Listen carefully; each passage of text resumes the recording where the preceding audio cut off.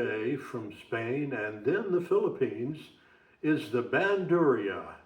Welcome, I'm Hans Manship, your host on Musical Minutes. Let's take a trip to the South Pacific and examine this small but light-hearted lute. The Philippine Banduria is a 14-string version of the Spanish 12-string Banduria.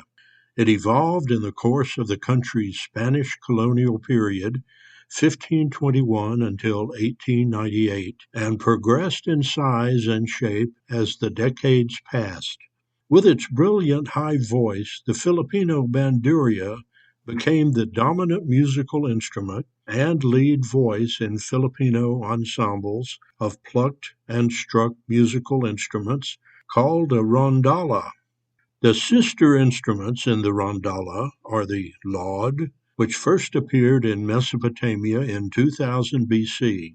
The modern Filipino laud is similar to the banduria, but because of its larger size, provides a more bass sound. Next is the octavina. It's shaped like a very small guitar instead of pear-shaped like the banduria and laud, and is unique to the Philippines. The guitar is another part of the rondalla ensemble, and finally the double bass closes out the bottom end. The banduria's medieval pre-1521 Spanish origins had 3 strings. During the Renaissance, it gained a 4th string. In the 18th century, it became flat-backed with 5 double courses of 10 strings. The modern Spanish banduria standardized at 6 pairs with 12 strings.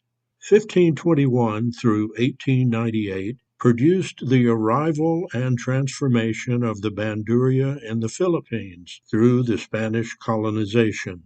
Filipino luthiers modified it with a shorter neck, more frets, now 16, and some triple-string courses. The result? A 14-string Filipino banduria used in folk and rondalla music. In the late 1800s, early Filipino rondalla ensembles were formed. They adopted the banduria as the melodic leader.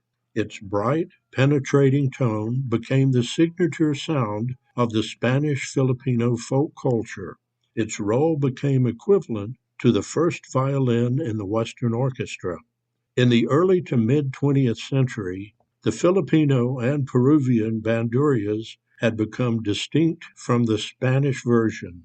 It became central to school music programs and has been taught in Philippine public schools for decades. Rondalla competitions spread nationwide. During the late 20th century, luthiers refined the 14-string design. Professional-grade instruments were created. In the 21st century, revival and innovation occurred. International rondalla festivals promoted the instrument globally. Digital recordings and YouTube performances spread its sound worldwide. It's now heard in serenades, fiestas, folk dances, and school programs. My banduria is a 14-string, 6-course instrument from the Philippines. Here are some fun facts and trivia. After Spain left in 1898, the instrument embodied the fusion of Spanish and indigenous traditions. It kept Spanish musical DNA alive in Filipino culture. The banduria is sometimes used in courtship serenades, similar to the mandolin in Mediterranean cultures.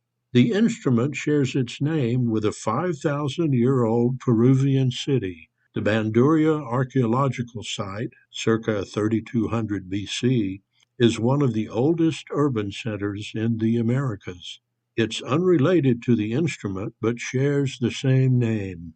It's also the name of the buff-necked ibis bird. This bird is the namesake of the Banduria archaeological site, but not the instrument.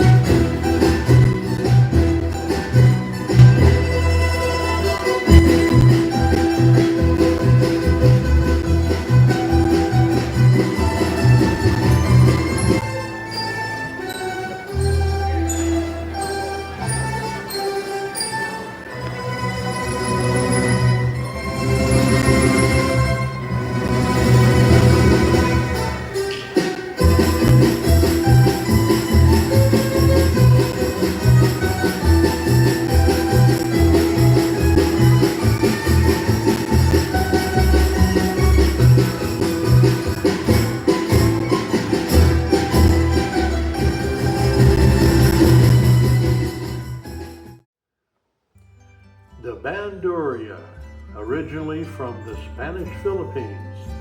Thanks for joining me on this latest adventure into the world of music. See you next time as we again explore God's creation of music and the instruments mankind has created for enjoyment. Blessings.